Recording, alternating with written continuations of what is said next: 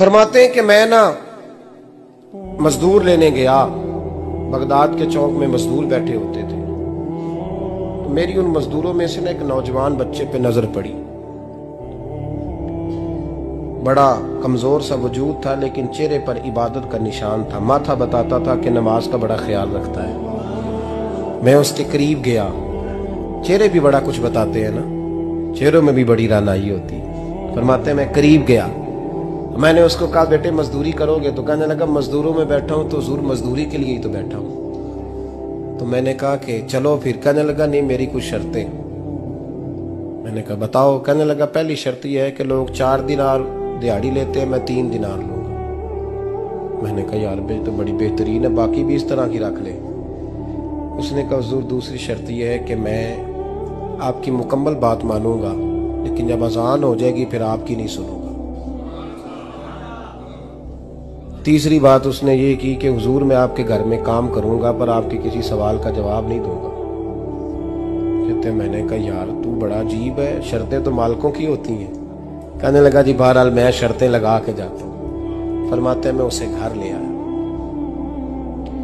काम मैंने उसको बताया, तो जो काम मजदूर सारे दिन में करता है ना उसने 2 घंटे में ही कर दिया। हमारे मजदूर सिगरेट पीने में भी तो आधा घंटा लगाते हैं, वो चाय पीने जाए तो पौना घंटा। वहां उनको भी तो दयानतदारी करनी चाहिए कि नहीं करनी चाहिए? ने मुआहदा किया है ना जी, तो पूरा उतरना चाहिए ना। कहते 2 घंटे में। अब काम जब बंदा शुरू कराता है तो काम और निकल आता है। कहते काम मैंने उसको और बता दिया, वो करने लगा। उसने मिट्टी निकाल के रखी थी बाहर रास्ते में, तो अजान हो गई जोर की। उसने वहीं कुदाल छोड़ी कही और चलने लगा। तो मेरा बेटा कहने लगा इसको जरा बराबर कर दो। कहने लगे चुप कर जा, तेरे बाप से बात हुई थी, जब अजान होती है तो मैं किसी और की नहीं सुनता, सिर्फ अल्लाह रसूल की सुनता हूँ। कहते मस्जिद चला गया, नमाज पढ़ के आया तो दोपहर का वक्त था। मेरी बीबी कहने लगी इसको को खाना खा ले।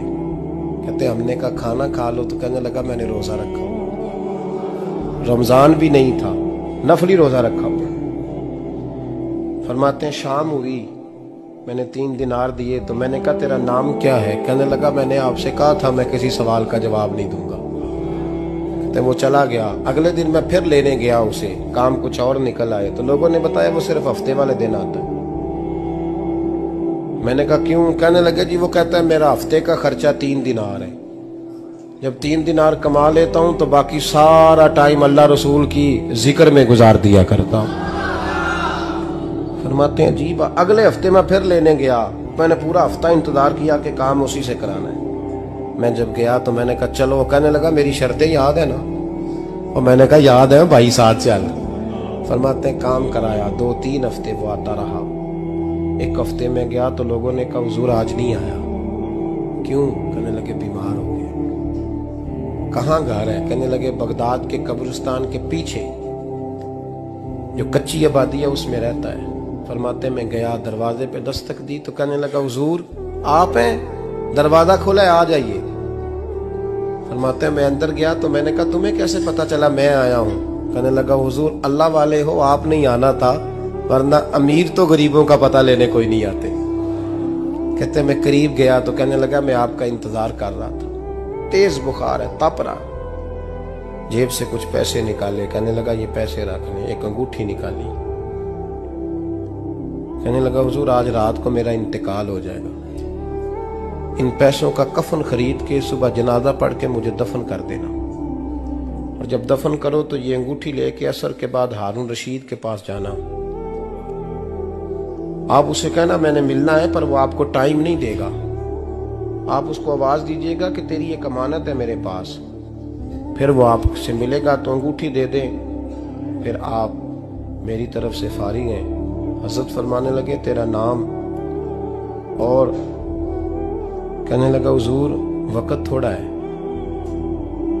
आज रात मैंने जाना है, बड़ी लंबी माफी मांगनी है रब करीम से, अगर मुनासिब समझे तो मुझे अपने रब से तन्हाई कर देने। फरमाते हैं मैं आ गया पर उसकी बातों ने मुझे सारी रात सोने नहीं दिया। फरमाते हैं सुबह बड़ी मुश्किल से सूरज निकला, मैं गया दरवाजे पे हाथ रखा तो दरवाजा खुला हुआ था। अंदर दाखिल हुआ तो खुशबुएं मेरा इस्तकबाल कर रही थी। जब चेहरे से कपड़ा हटाया तो उसका तो इंतकाल हो चुका।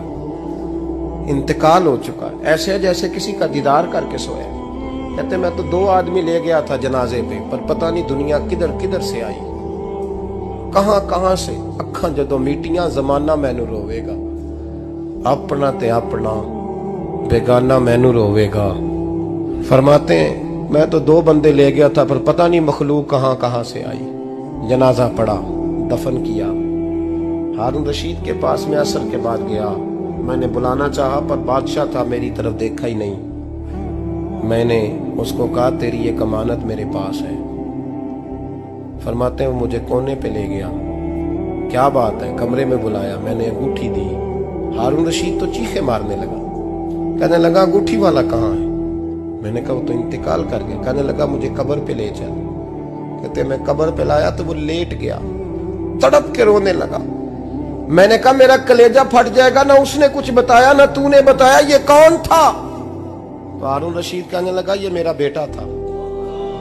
मैंने कहा तेरा बेटा और मजदूर? कहने लगा हुजूर ये हजरत दाऊद ताई के पास बैठा करता था, उनका मुरीद था, मुझे रोज कहता था अब्बा तूने बड़ी दुनिया इकट्ठी कर ली है, मरते वक्त तुझसे टांगे समेटी नहीं जाएंगी, इतना हिसाब नहीं तू दे सकेगा। मैं इसको समझा देता, इसकी अम्मा समझा देती। ये रोज हमें कहता छोड़ दो, आ जाओ अल्लाह रसूल की बारगाह में झुक जाएं। हम समझ। एक दिन ये चला गया, कहने लगा फिर तुम्हारा रास्ता और है और मेरा रास्ता और है। ये सोने की अंगूठी गलती से इसके पास रह गई, गलती से हीरे की अंगूठी चली गई। कहने लगा देखो मेरे बेटे ने आज वो भी वापस कर दी है। फिर तड़प के कहने लगा हारून रशीद था तो ये मेरा बेटा, पर मेरा मुर्शद निकला, मेरा पीर निकला। भाई जिंदगी तो बड़ी थोड़ी है ना। बाबा साहब ने कहा था उठ फरीदा सुत्या, और दाढ़ी आ गया ही पूर, अग्गा नेड़े आ गया, पिछा रह गया ही दूर। उठ फरीदा सुत्या खलकत वेखन जा, मते कोई मिल जाई बख्शिया ते तू ही बख्शिया जा।